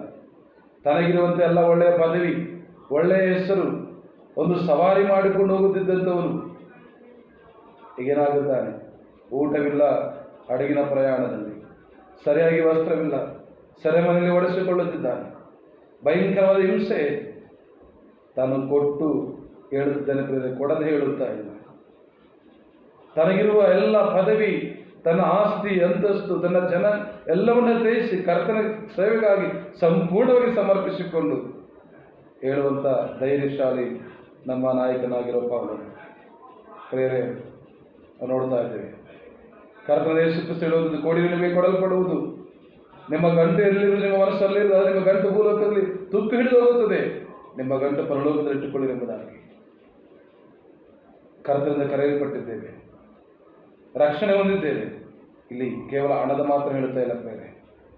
ನಮ್ಮ ಸ್ವಾರ್ಥ ಸೇವೆಯಲ್ಲಿ ನಾವು KBಯಲ್ಲಿ ಅನೇಕ ಸಾರಿ ಸ್ವಾರ್ಥ ಸಾರುವುದನ್ನು ಕರೆಯುವಾಗ ನಮಗೆ ಕಲಿಸಿಕೊಟ್ಟದೊಂದು ಪಾಠ ನೆನಪಿದೆ. ಈಗಲೂ ಅನೇಕ ಕಡೆ ಆ ಒಂದು ಪಾಠವನ್ನು ನಾನು ಸಹ ಹೇಳಿಕೊಡ್ತಾ ಇದ್ದೇನೆ ಬೇರೆ. ಅವ ವಿಶ್ವಾಸಿ 4 ಟೀ ಕೊಡಬೇಕೆಂಬುದಾಗಿ ಹೇಳ್ಕೊಡ್ತೇನೆ.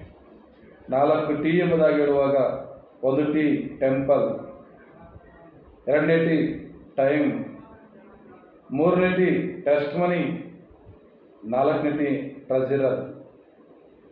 ಟೆಂಪಲ್ ನಮ್ಮ ಹೃದಯವು ದೇವರಿಗೆ ಆಲಯವಾಗಿದೆ. ಈ ಒಳ್ಳೆಯದನ್ನ ಕರ್ತನ ಆರಾಧನೆಗೋಸ್ಕರವಾಗಿ, ಕರ್ತನ ಸೇವೆಗಾಗಿ, ಕರ್ತನಿಗೋಸ್ಕರ ನಮ್ಮ ಹೃದಯವನ್ನ, ಯಾವಾಗ ಒಳ್ಳೆಯ ಹೃದಯ ಆಗಿರ್ತದೆ ಇದು? 80 ವಯಸ್ಸಾದ ಮೇಲೆ ಹೃದಯ ಅಷ್ಟೊಂದು ಒಳ್ಳೆಯದಾಗಿರ್ತದೋ? ವಯಸ್ಸಾದ ಸ್ವಲ್ಪ ಬಲಹೀನರಾಗುತ್ತೆ. ಈಗೇನಾಗಿದೆ, ಅನೇಕರು ಸೇವೆಗೆ ಸಮರ್ಪಣೆ ಮಾಡಿಕೊಳ್ಳುತ್ತಿದ್ದಾರೆ. ಈಗ ನಮ್ಮ ಸಭೆಯಲ್ಲಿ ಸೇವೆಗೆ ಪ್ರಾರಂಭ ಮಾಡಿದೆ. ಯಾವಾಗ ಉದ್ಯೋಗ ಮಾಡಿ, ಆಸ್ತಿ ಪಾಸ್ತಿ ಮಾಡಿ, ಮೊಮ್ಮಕ್ಕಳನ್ನು ನೋಡಿಕೊಂಡು ರಿಟೈರ್ಮೆಂಟಲ್ಲಿ ನಾನು ಸೇವೆಗೆ ಸಮರ್ಪಣೆ ಮಾಡಿಕೊಳ್ಳುತ್ತಿದ್ದೇನೆ.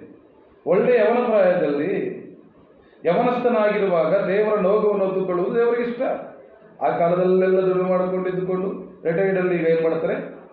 ಬೇಡ ಎಂಬುದಾಗಿ ಹೇಳ್ತಾ ಇಲ್ಲ ಪ್ರೇರೆ. ಯಾವ ಸಮಯದಲ್ಲಿ ಕೊಡ್ತಾ ಇದ್ದೀವಿ ಕರ್ತನಿಗೆ ನಾವು ಅದೇ ರೀತಿಯಾಗಿ ಕೊಡುವಂಥದ್ದು. ಕೆಲವು ವಸ್ತ್ರಗಳನ್ನು ಕೊಡ್ತಾರೆ, ಯಾರ ಬಗ್ಗೆ ಹೇಳ್ತಾರೆ, ವಸ್ತ್ರಗಳನ್ನು ಕೊಡ್ತಾರೆ. ಈ ಬಟ್ಟೆ, ಈ ಡ್ರೆಸ್ಸು ಯಾವಾಗ ಕೊಡ್ತಾರೆ? 4 ಬಟನ್ ಕಿತ್ತೋಗಿದ್ರೆ ಅವಾಗ ಹೇಳ್ತಾರೆ, ನೋಡೆ ಆ ಪಾಸ್ಟು ನಮ್ಮ ಮನೆಗೆ ಬರ್ತಾರೆ ಇವತ್ತು, ಆ ಡ್ರೆಸ್ ಎತ್ತಿಕ್ಕಿದ್ನಲ್ಲ ಯಾವುದು 4 ಬಟನ್ ಕಿತ್ತೋಗಿರುವಂಥದ್ದು, ಇಲ್ಲಿ ಸ್ವಲ್ಪ ಹರಿದಿರುತ್ತೆ, ಇಲ್ಲಿ ಸ್ವಲ್ಪ ಹರಿದಿರುತ್ತೆ, ಅದನ್ನು ಕೊಡಕ್ಕೆ ಹೇಳುವಂಥದ್ದು. ಶಾರಿ ಯಾವಾಗ 10 ವರ್ಷ ಎತ್ತಿಕ್ಕಿ ನೋಡಿ ಅವಾಗ ಹೇಳಿದ್ರು, ಒಂದು ಸೇವಕರು ಬರ್ತಾರೆ, ಪಾಪ ಅವ್ರ ಹೆಂಡತಿಗೆ ಒಳ್ಳೆ ಡ್ರೆಸ್ ಇರಲಿಲ್ಲ ಕಣ್ರಿ, ಅದನ್ನ ಕೊಡ್ರಿ. ಯಾವುದನ್ನ ಪ್ರಿಯರೇ? ಎಷ್ಟರ ಮಟ್ಟಿಗೆ ನಾವು ಬೆಳೀತಾ ಇದ್ದೇವೆ. ಬೈಕೊಳ್ಳೋದ್ರೆ ಬೈಕೊಳ್ರಿ, ಕರ್ತನ ವಾಕ್ಯ ಸಿಕ್ಕಿದೆ, ಹೇಳಲೇಬೇಕು ನನ್ನ ಕರ್ತವ್ಯ. ನಾನು ಸಹ ಕಲಿತಾ ಇದ್ದೇನೆ. ಕ್ರಿಸ್ತನ ಪ್ರಿಯರೇ, ಒಳ್ಳೆಯದನ್ನ ಕೊಡ್ತಾ ಇದ್ದೋ. ಸೇವೆಗೋಸ್ಕರ ಫೋನ್ ಮಾಡಿ ಹೇಳ್ತಾರೆ ಕೆಲವರು, ಗಾಡಿ ತೆಗೆದಿಟ್ಟಿದ್ದೀನಿ. ಯಾವ ಗಾಡಿ? ಎಂಥ ಗಾಡಿ ಕೊಡ್ತಾರೆ? ಅದಕ್ಕೆ RC ಇಲ್ಲ, FC ಇಲ್ಲ, ಇನ್ಶೂರೆನ್ಸ್ ಇಲ್ಲ, ಮತ್ತೇನಿಲ್ಲ, 2 ಟೈರು ಸೌದೋಗಿದೆ ಅಂತ ಗಾಡಿ ಸೇವೆಗೋಸ್ಕರ ಕೊಡ್ತಾ ಇದ್ದೇನೆ. ಒಳ್ಳೆಯದನ್ನ ಕೊಡ್ತಾ ಇದ್ದೀವಿ. ಗಮನಿಸ್ರಿ ಕ್ರಿಸ್ತನಲ್ಲಿ ಪ್ರಿಯ ಸಹೋದರ ಸಹೋದರಿಯರೇ, ಕರ್ತನಾದ ಯೇಸು ಕ್ರಿಸ್ತನ ದಾಸನು, ಕರೆಯಲ್ಪಟ್ಟವನು, ಅನೇಕ ಹಿಂಸೆಗೆ ಒಳಗಾದಂಥವನು, ಕಷ್ಟ ನಷ್ಟಗಳನ್ನು ಅನುಭವಿಸಿ ಸೇವೆ ಸ್ಥಿತಿ ತಿಳಿದಂಥವನು, ಸಭೆ ಸ್ಥಿತಿ ತಿಳಿದಂಥವನು, ಅನೇಕ ಕಡೆ ನೋಡಿದಂಥ ನಮ್ಮ ಪ್ರಿಯ ನಾಯಕನಾಗಿರುವ ಪೌಲನು ಹೇಳುತ್ತಿದ್ದಾನೆ, ತನಗಿರುವ ಎಲ್ಲ ಒಳ್ಳೆಯಗಳನ್ನು ಕೊಡುವುದಾದರೆ ನೀನೇನು ಬಿತ್ತುತ್ತೀಯೋ ಅದನ್ನೇ ಕೊಯ್ಯುತ್ತಿ. ಒಳ್ಳೆಯದೆಲ್ಲ ಮಾಡೋಣ. ನಮ್ಮೆಲ್ಲರ ಪರವಾಗಿ ಒಳ್ಳೆಯದು, ಪರಲೋಕದಂಥ ಬೆಳಕು, ಮಹಿಮೆ ಸಿಂಹಾಸನ, ಹಗಲಿರುಳು ಪರಿಶುದ್ಧನು ಪರಿಶುದ್ಧನು ಪರಿಶುದ್ಧನಾಗಿ ಆರಿಸಲ್ಪಟ್ಟುವಂಥ ಆ ಮಹಿಮೆಯ ಅರಸನು ಕರ್ತನಾದ ಯೇಸು ಕ್ರಿಸ್ತನು ಆ ಒಳ್ಳೆಯ ಬೆಳಕನ್ನು, ಆ ತೇಜೋಮಯವಾದಂಥ ಆ ತೇಜಸ್ಸನ್ನು ಬಿಟ್ಟು ಕತ್ತಲೆಯ ಲೋಕದಲ್ಲಿ ನಮಗಾಗಿ ಜನಿಸಿ, ಆತನ ನೋಟದಲ್ಲಿ ಪಾಪವಿಲ್ಲ, ಆತನ ಬಾಯಲ್ಲಿ ವಂಚನೆ ಇಲ್ಲ, ಅಂತಹ ಪ್ರಿಯನು ನಮ್ಮೆಲ್ಲರ ಪಾಪ ನಿವಾರಣೆಗಾಗಿ ತನ್ನ ಪ್ರಾಣವನ್ನೇ ಕೊಟ್ಟಂತ ಯೇಸು ಕ್ರಿಸ್ತನು. ಆತನ ಕೊಟ್ಟಿದ್ದು ಒಳ್ಳೆಯ ಪ್ರಾಣ, ಆತನ ಕೊಟ್ಟಿದ್ದು ಒಳ್ಳೆಯ ಆತ್ಮ. ನನ್ನ ನಮ್ಮ ಹಾಗೆ ಆತನ ಯಾವ ಕಡೆಯಲ್ಲಿಯೂ ಯಾವ ರೀತಿ ಹುಡುಕಿದರೂ ಆತನ ಒಂದು ದೋಷವು ಸಿಕ್ಕುವುದಿಲ್ಲ ಪ್ರೇರೆ. ದೋಷವಿಲ್ಲದವನು, ಪಾಪವಿಲ್ಲದ ದೇವರು, ಪಾಪ ಪ್ರಾಯಶ್ಚಿತ್ತ ಯಜ್ಞಕ್ಕಾಗಿ ಆ ಕಲ್ವರಿ ಶಿಲುಬೆಯಲ್ಲಿ ನಮಗೋಸ್ಕರ ತನ್ನ ಪ್ರಾಣವನ್ನು ಕೊಟ್ಟಂತ ಪ್ರಾಣ ಪ್ರಿಯನಾಗಿರುವ ಯೇಸು ಕ್ರಿಸ್ತನ ಮಕ್ಕಳಾಗಿದ್ದೇವೆ, ಮಕ್ಕಳಾಗಿ ಕರೆಯಲ್ಪಟ್ಟಿದ್ದೇವೆ ಪ್ರೇರೆ. ಈ ಲೋಕವನ್ನು ಶಾಶ್ವತವಲ್ಲ, ಒಂದು ದಿನ ಈ ಲೋಕವನ್ನು ಬಿಟ್ಟು ಹೋಗಬೇಕು. ಹೋಗುವಾಗ ನಾನು ನಿನ್ನ ತೆಗೆದುಕೊಂಡು ಹೋಗ್ತೇವೆ. ಈ ಲೋಕದಲ್ಲಿರುವಾಗಲೇ ಬಡವ ಇದುವೆಯ ಹಾಗೆ, ಯಾವ ದುರಾಚಾರ್ಯದ ಹೆಂಗಸು ನಾಮನನ ಹಾಗೆ ಇನ್ನು ಅನೇಕರು ಮನಪೂರ್ವಕವಾಗಿ ಸ್ವೇಚ್ಛೆಯಿಂದ ಪೂರ್ಣ ಮನಸ್ಸಿನಿಂದ ಕುಗ್ಗಿ ಹೋಗದೆ, ದುಃಖಿಸದೆ, ಎದೆಗುಂದದೆ ಕೊಟ್ಟ ಹಾಗೆ ನಮ್ಮ ಜೀವಿತ ಕಾಲವೆಲ್ಲ ಕರ್ತನಾದ ಯೇಸು ಕ್ರಿಸ್ತನಿಗೆ ನಮ್ಮನ್ನು ನಾವೇ ಸಮರ್ಪಣೆ ಮಾಡಿಕೊಳ್ಳೋಣ. ಕರ್ತನ ಮಹಿಮೆಗಾಗಿ ಜೀವಿಸೋಣ ಪ್ರೇರೆ. ಕರ್ತನ ಬರುವಾಗ ಎತ್ತಲ್ಪಟ್ಟು ಆತನೊಡನೆ ಜೀವಿಸಬೇಕಾದರೆ ಪ್ರೇರೆ, ನಮಗೆ ತಕ್ಕ ಅವರವರ ಕ್ರಿಯೆಗಳಿಗೆ ತಕ್ಕ ಬಹುಮಾನಗಳುಂಟು. ಆ ಪ್ರತಿಫಲಕ್ಕೆ ತಕ್ಕ ಬಹುಮಾನಗಳನ್ನು ಪಡೆದುಕೊಳ್ಳಬೇಕಾದರೆ ಭೂಲೋಕದಲ್ಲಿರುವಾಗ ಪೌಲನು, ಕರ್ತನಾದ ಯೇಸು ಕ್ರಿಸ್ತನು, ಮೋಶೆಯು ಅನೇಕರು ಹೇಳಿಕೊಟ್ಟಂಥ ಮಾದರಿಯ ಜೀವಿತವನ್ನು, ಯೆರೂಸಲೇಮಿನ ಪೌಳಿಗೋಡೆಗಳು ಬಿದ್ದು ಹೋದಾಗ ನೆಹೆಮೀಯನು ಪಟ್ಟಂಥ ಒಂದು ಶ್ರಮೆ, ಅಲ್ಲಿ ಅದರೊಟ್ಟಿಗೆ ಬಂದಂಥ ಆ ಕೆಲಸ ಮಾಡಲು ಬಂದಂಥವರ ಒಂದು ಶ್ರಮೆ ಗಮನಿಸೋಣ ಪ್ರೇರೆ. ಒಂದು ಸಭೆ ಕಟ್ಟಬೇಕಾದ್ರೆ, ಒಂದು ಪಟ್ಟಣ ಕಟ್ಟಬೇಕಾದ್ರೆ, ಒಂದು ಆತ್ಮ ಗೆಲ್ಲಬೇಕಾದ್ರೆ ಅದರಿಂದ ಬಹಳಷ್ಟು ಪ್ರಯಾಸವಿದೆ. ಆ ಪ್ರಯಾಸದಲ್ಲಿ ಸುವಾರ್ತೆ ಸಾರೋದಕ್ಕೆ ಹೋಗುವಂಥವರಿಗೆ ನೀನು ಹೋಗದೇ ಇದ್ದರೂ ಮನೇಲಿ ಇದ್ದುಕೊಂಡು ನಾನು ಮುಗಿಸ್ತೇನೆ ಪ್ರೇರೆ. ಮುಗಿಸುವಾಗ ಒಂದು ಚಿಕ್ಕ ಎಕ್ಸಾಂಪಲ್ ಹೇಳಿ ಮುಗಿಸ್ತೇನೆ. ಸಜೀವ ಸಾಕ್ಷಿ ಎಂಬುದಾಗಿ ಹೇಳಿದೆ. ಒಂದು ಸ್ಥಳದಲ್ಲಿ, ವಿದೇಶದಲ್ಲಿ ಒಂದು ಕೂಟದಲ್ಲಿ ಒಬ್ಬ ಸೇವಕರು ಆ ಒಂದು ಮೀಟಿಂಗ್ನಲ್ಲಿ ಕೂತ್ಕೊಂಡಿದ್ರು. ದೊಡ್ಡ ಒಂದು ಕೂಟ ನಡೀತಾ ಇತ್ತು, ಸಭಾ ಹಿರಿಯರು ಮತ್ತು ಸೇವಕರು. ಆ ಸಭೆಯಲ್ಲಿ ಹೋದಂಥ ಒಬ್ಬ ಸೇವಕ ಹೇಳ್ತಾ ಇದ್ರು, ನಾನು ಈ ದಿನ ಈ ಒಂದು ಮೀಟಿಂಗ್ ನಡೆಯುವಂಥ ಸ್ಥಳದಿಂದ ಒಂದು 20 ಕಿಲೋಮೀಟರ್ ದೂರ ಹೋಗಬೇಕಾಗಿದೆ. ಅಲ್ಲಿ ಅನೇಕರು ಕಾಯುತ್ತಿದ್ದಾರೆ, ಅವರಿಗೆ ಸುವಾರ್ತೆ ಸಾರಬೇಕು, ನನ್ನ ಪ್ರಯಾಣಕ್ಕಾಗಿ ಪ್ರಾರ್ಥನೆ ಮಾಡಿರಿ. ಉತ್ತಮವಾದಂಥ ಸಭಾ ಹಿರಿಯರು ಹೇಳಿದ್ರು, ಈ ಸೇವಕರು ಎಲ್ಲಿ ಬಂದ್ರು ಇದು ಹೇಳ್ತಾರೆ ನೋಡು, ಕೇವಲ ಚಾರ್ಜು ಗತಿ ಇಲ್ಲ ಇವನಿಗೆ, ಪ್ರಾರ್ಥನೆ ಅಂದರೆ ಅಷ್ಟೇ ಇನ್ನೇನು, ಹೋಗೋದಕ್ಕೆ ಏನಾದರೂ ಕೊಟ್ಟು ಕಳಿಸ್ರಿ ಎಂಬುದಾಗಿ ಅದೇ ರೀತಿಗೆ ಮಾತಾಡಿ ಅವರು ಅವಮಾನ ಮಾಡಿದ್ರು. ಆದರೆ ಮತ್ತೊಬ್ಬ ಹಿರಿಯರು ಪಕ್ಕದಲ್ಲಿ ಕೂತ್ಕೊಂಡಂಥವರು ಹೋಗೋದಕ್ಕೋಸ್ಕರವಾಗಿ ಎಲ್ಲಿಗೆ ಹೋಗಬೇಕಾಗಿತ್ತೋ ಹೋಗಿ ಬರೋದ ಪ್ರಯಾಣದ ವೆಚ್ಚವನ್ನು ಅವರ ಕೈಗೆ ಕೊಟ್ಟು ಕಳಿಸಿದ್ರು. ಆ ಸುವಾರ್ತಿಕನು ಹೋಗಿ ಯಾವ ಗ್ರಾಮಕ್ಕೆ ಹೋಗಬೇಕಾಗಿತ್ತೋ ಅಲ್ಲಿ ಹೋಗಿ ಸುವಾರ್ತೆ ಸಾರಿ ಅವರನ್ನು ಹಿಂಬಾಲಿಸಿ ಆ ದಿನ ಪ್ರಾರಂಭಿಸಲ್ಪಟ್ಟ ಸುವಾರ್ಥ ಸೇವೆಯಿಂದ 15 ಜನ ದೇವರನ್ನು ನಂಬಿದ್ರು, ರಕ್ಷಣೆ ಹೊಂದಿದ್ರು. ಆ 15 ಜನರಿಗೆ ಒಂದು ದಿನ ದೀಕ್ಷಾಸ್ನಾನದ ಕೂಟ. ಆ ದೀಕ್ಷಾನ ಕೂಟಕ್ಕೆ ತಿರಸ್ಕಾರ ಮಾಡಿದಂಥ ಒಬ್ಬ ಸಭೆಯ ಕಾಣಿಕೆ ಕೊಟ್ಟದ ಸಭೆಯರು ಇವರೆಲ್ಲ ಅಲ್ಲಿ ಸೇರಿಕೊಂಡಿದ್ರು. ಅವತ್ತು ಈ ಸುವಾರ್ತಿಕರು ಹೇಳಿದಂಥ ಒಂದು ಸಾಕ್ಷಿ, ಒಂದು ದಿನ ಈ ರೀತಿಯಾಗಿ ನಾನು ಕಷ್ಟಗಳಲ್ಲಿ ನನ್ನ ಕಡೆ ಏನೂ ಇರಲಿಲ್ಲ, ಅದರಲ್ಲಿ ಕಾಯ್ತಾ ಇದ್ರು. ಅದು ನನ್ನ ಆತ್ಮ, ನನ್ನ ಒಂದು ಮನಸ್ಸು, ಇನ್ನು ಹೋಗು ಬೇರೆ. ಇವತ್ತು ದಿನ ಹೋಗು ಎಂಬುದಾಗಿ ಓದಕ್ಕೋಸ್ಕರ ಅನೇಕ ಸೇವಕರು ಸಂಸಿದ್ಧರಾಗಿದ್ದಾರೆ, ಎಷ್ಟೋ ಉಪದೇಶಕರು ಓದಕ್ಕೋಸ್ಕರ ಸಿದ್ಧರಾಗಿದ್ದಾರೆ. ಆದರೆ ಅನೇಕ ಕಡೆ ಬೇರೆ ಒಬ್ಬ ಸೇವಕನಾಗಿ ಹೇಳುತ್ತಿದ್ದೇನೆ, ಎಷ್ಟು ಹಳ್ಳಿಗಳಿಗೆ ಹೋಗ್ಬೇಕಾದ್ರೆ ಇವತ್ತು ಆಟೋದ ವ್ಯವಸ್ಥೆ ಇಲ್ಲ, ಬಸ್ಸುಗಳ ಸೌಲಭ್ಯ ಇಲ್ಲ, ಹಳ್ಳಿಗಾಡಲ್ಲಿ ಹೋಗಬೇಕು. ಆ ಕಡೆ ಹೋಗೋದಕ್ಕೆ ಕೇವಲ ಸೈಕಲ್ ಕೊಡ್ರಿ ಎಂಬುದಾಗಿ ಹೇಳಿದ್ರೆ ಈ ಸೇವಕರ ಕಥೆ ಇಷ್ಟ ಎಂಬುದಾಗಿ ಅನೇಕರು ನಮ್ಮ ಒಟ್ಟಿಗಿದ್ದಾರೆ. ಬೇರೆ ಏನು ಬಿತ್ತುತ್ತಾನದೇ ಕೊಯ್ಯಬೇಕು. ಆ ಸೇವಕರು ಹೇಳಿದರು, ಆ ದಿನ ನನಗೆ ಬಸ್ಸು ಅವನು ಹೋಗಿ ಬರೋ ಪ್ರಯಾಣ ವೆಚ್ಚವನ್ನು ಕೊಟ್ಟಂತ ಆ ಪ್ರಿಯರಿಗೆ ನಾನು ಸುವಾರ್ಥ ಸಾರಿ ಕರೆತಂದಂಥ ಈ ಆತ್ಮಗಳಲ್ಲಿ ಅವ್ರಿಗೂ ಪಾಲಿದೆ. ದೇವರ ನಾಮಕ್ಕೆ ಸ್ತೋತ್ರ ಉಂಟಾಗಿದೆ. ಆಂದ್ರೇಯನು ಪೇತ್ರನನ್ನ ಇಗೋ ಮೆಸ್ಸಿಯನು ನನಗೆ ಸಿಕ್ಕಿದನೆಂಬುದಾಗಿ ಪೇತ್ರನನ್ನ ಮೊದಲು ಯೇಸು ಕ್ರಿಸ್ತನ ಬಳಿ ನಡೆಸಿದ ಆಂದ್ರೇಯನ ಪೇತ್ರನ ಮಾಡುವಂಥ ಎಲ್ಲ ಸೇವೆಯಲ್ಲಿಯೂ ಆಂದ್ರೇಯನಿಗೆ ಬಹುಮಾನವಿದೆ, ಪಾಲಿದೆ. ಕ್ರಿಸ್ತನ ಪ್ರಿಯ ಸಹೋದರ ಸಹೋದರಿಯರೇ, ಉಪದೇಶ ಹೊಂದುವನು ಉಪದೇಶ ಮಾಡುವವನಿಗೆ, ಕರ್ತನ ಸೇವೆಗೆ ಸಭೆಗೆ ಯಥಾರ್ಥವಾಗಿ ಕೊಡೋಣ. ಪೂರ್ಣ ಮನಸ್ಸಿನಿಂದ ಕೊಟ್ಟು ಕರ್ತನ ರಾಜ್ಯವನ್ನ, ಕರ್ತನ ಸೇವೆಯನ್ನ ಮಾಡೋಣ, ಸಂತೋಷವಾಗಿ ಮಾಡೋಣ. ದೇವರಿಂದ ಆಶೀರ್ವಾದಗಳನ್ನು ಪಡೆದುಕೊಳ್ಳೋಣ. ಒಂದು ವೇಳೆ ದಿನ ಒಂದು 6 ನಿಮಿಷ ಹೆಚ್ಚಾಗಿರ್ಬೋದು, ನನ್ನನ್ನು ಕ್ಷಮಿಸಿ. ದೇವರು ತಾನೇ ಕೊಟ್ಟಂತೆ ಒಂದು ಸಂದೇಶವನ್ನು ಆಸ್ವಾದಿಸಲಿ. ಈ ಸಂದೇಶದಲ್ಲಿ ಒಂದು ವೇಳೆ ಯಾರಿಗಾದ್ರೂ ಬೇಸರವಾಗಿದ್ದರೆ ಕ್ರಿಸ್ತನ ನನ್ನನ್ನು ಕ್ಷಮಿಸಲಿ. ಕರ್ತನ ತಾನೇ ನಿಮ್ಮೆಲ್ಲರನ್ನ ಆಸ್ವಾದಿಸಲಿ. ಕರ್ತನಾಮಕ್ಕೆ ಮಹಿಮೆ ಉಂಟಾಗಲಿ.